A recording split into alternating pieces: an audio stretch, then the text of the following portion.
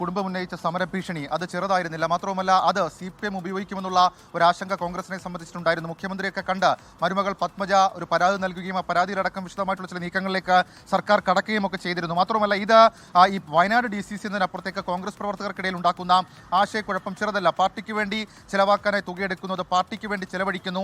NM വിജയനെ പോലെയുള്ള ഒരു കോൺഗ്രസ് നേതാവ് അദ്ദേഹത്തിന്റെ ആത്മഹത്യാക്കുറിപ്പിലടക്കം അത്തരം പരാമർശങ്ങൾ വരുന്നു. പിന്നീട് കുടുംബം സജീവമായി നേതൃത്വത്തിനടക്കം ആരോപണം ഉന്നയിക്കുന്നു. ഒരു ഡെഡ് ലൈനൊക്കെ കൊടുത്തിട്ട് അതിനു മുൻപ് ഇത് എടുത്തു നൽകിയില്ലെങ്കിൽ അത് സ്വാഭാവികമായും പ്രത്യക്ഷ സമരത്തിലേക്കൊക്കെ പോകുന്നു എന്നുള്ളത് കോൺഗ്രസിനെ സംബന്ധിച്ച് നിലവിൽ ഇപ്പോൾ അവർ ഫേസ് ചെയ്യുന്ന തലവേദനകൾ ഏറ്റവും പ്രധാനപ്പെട്ട തലവേദനയാണ്. അതുകൊണ്ട് തന്നെയാണ് വളരെ അടിയന്തരമായി ഇക്കാര്യത്തിൽ ഒരു നീക്കം നടത്താൻ കോൺഗ്രസ് നേതൃത്വം തീരുമാനിക്കുകയും 60 ലക്ഷം രൂപ ബത്തേരി ബാങ്കിൽ അടച്ചു തീർക്കുകയും ആ കുടിശ്ശിക അടച്ചു തീർക്കുകയും ചെയ്തിട്ടുള്ളത്.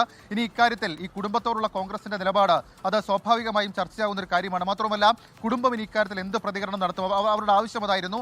അതിനപ്പുറത്തേക്ക് വയനാട് DCയിലെ IC ബാലകൃഷ്ണൻ അടക്കമുള്ള ആളുകൾക്കെതിരെയുള്ള ആരോപണം നമ്മൾ കേട്ടതാണ്. അപ്പോൾ വയനാട് DCC ഇപ്പോൾ ഉണ്ടാകുന്ന രാഷ്ട്രീയ വിഷയങ്ങളിൽ വരും ദിവസങ്ങളിലെ വരും മണിക്കൂറുകളിലെ പ്രതികരണങ്ങളും ഏറ്റവും പ്രധാനമാണ്. ഏതായാലും KPC നേതൃത്വം അവരുടെ ഒരു തലവേദന എന്ന രീതിയിൽ അവർക്ക് ഉണ്ടായ ഏറ്റവും വലിയൊരു പ്രശ്നമായിരുന്നു. ആ പ്രശ്നത്തെ പരിഹരിച്ചു എന്നുള്ളതാണ് നമുക്ക് പറയാൻ കഴിയുന്നത്.